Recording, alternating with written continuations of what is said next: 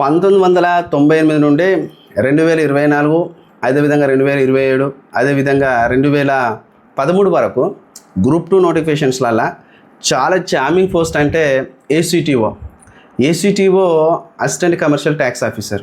నిన్నటి రోజున GO number 78 ప్రకారం ఒక గవర్నమెంట్ అయితే ఒక చిన్న గెజిట్ అయితే రిలీజ్ చేసింది. దాంట్లో ఏంటంటే జీవో నెంబర్ 78 ప్రకారం ఇంతకుముందు ఏసీటీఓ అనేది గెస్టెడ్ ఆఫీసర్ కాదు ఉద్యోగం. ఇక నుండి ఏసీటీఓలు అనేది గెస్టెడ్ ఆఫీసర్ ఉద్యోగాలు. అయితే ఇంతకుముందు ఏసీటీఓలు మనకు జోన్ వైజ్గా ఉండేది. ఇక నుండి మరి జోన్ వైజ్గా ఉండకపోవచ్చు. ఇది గెస్టెడ్ ఆఫీసర్ ఉద్యోగాలు అంటే మల్టీ జోన్లకు వస్తాయి. కొన్ని జోన్ వైజ్లో కూడా మనకు గెస్టెడ్ ఆఫీసర్ పోస్టులు ఉంటాయి. కానీ ఏసీటీఓ అనే పోస్ట్ యొక్క పేరు కూడా మార్చిర్రు. పేరు ఏమని మార్చిర్రు అంటే స్టేట్ డిప్యూటీ ట్యాక్స్ ఆఫీసర్ అని పెట్టిర్రు. State deputy commercial tax officer అని పెట్టిర్రు. అంటే state deputy commercial tax officer అంటే స్టేట్ అనే పదాన్ని వాడితే నేనేమనుకుంటున్నానంటే పర్సనల్ నా లిటిల్ నాలెడ్జ్ ప్రకారం నేనేమనుకుంటున్నా అంటే దాన్ని మల్టీ జోన్ పోస్ట్ కిందికి పట్టుకొస్తారో ఏమో అనిపిస్తుంది. ఎందుకంటే వాళ్ళు స్టేట్ డిప్యూటీ అంటున్నారు కదా. ఇప్పుడు స్టేట్ డిప్యూటీ అని అంటున్నారు. ఇప్పుడు ఉదాహరణకు deputy collector, deputy superintendent of police ఇవన్నీ ఎక్కడ ఉన్నాయి? ఇవన్నీ కూడా మనకు గ్రూప్ 1లో ఉన్నాయి. సో మరి ఏసీటీఓను స్టేట్ డిప్యూటీ కమర్షియల్ ట్యాక్స్ ఆఫీసర్గా పేరు మార్చి దానికి గెస్టెడ్ ఆఫీసర్ హోదా కలిగించినారంటే దానికి క్యాడర్ పెరిగింది. దానికి క్యాడర్ పెరిగిందంటే ఖచ్చితంగా దాని యొక్క ఎగ్జామ్ తీరు కూడా మారుతుంది కావచ్చు. ఆ పోస్టు గ్రూప్ 1లో కలుపుతారా, మరి గ్రూప్ 2లోనే ఉంచుతారా అనేది చూడాలి. మొత్తానికైతే ఇక నుండి మనకి ఏసీటీఓ ఉద్యోగాలు కొట్టిన వాళ్ళు మొన్న రీసెంట్గా గ్రూప్ 2లో వచ్చిన వాళ్ళందరికీ కూడా గెస్టెడ్ ఆఫీసర్ ర్యాంకే వాళ్ళది.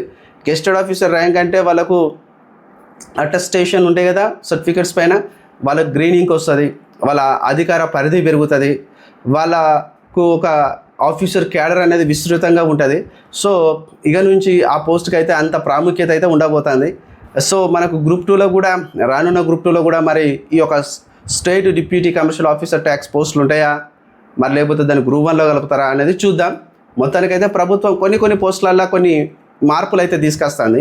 అలానే దీంట్లో కూడా మార్పులు తీసుకొచ్చింది. మెయిన్గా చూసినట్టయితే చాలామంది నిరుద్యోగులు మన గ్రూప్ 2 రాసిన వాళ్ళల్లో చాలామంది 1998 మొదలు పెడితే ఈ 2007 వరకు కూడా చాలామంది మిత్రులు డిప్యూటీ తహసీల్దార్ వైపు పోకుండా ఏసీటీఓ సైడే వచ్చేసినారు. ఎందుకంటే ఏసీటీఓ అనేది ఒక మంచి ఆఫీస్ వర్క్, ప్రొఫెషనల్గా ఉంటుంది. అంటే రాజకీయ వివాదాలు ఉండవు, రాజకీయ ప్రెజర్స్ ఉండవు, ఎలాంటి తలకాయ నొప్పులు ఉండవు.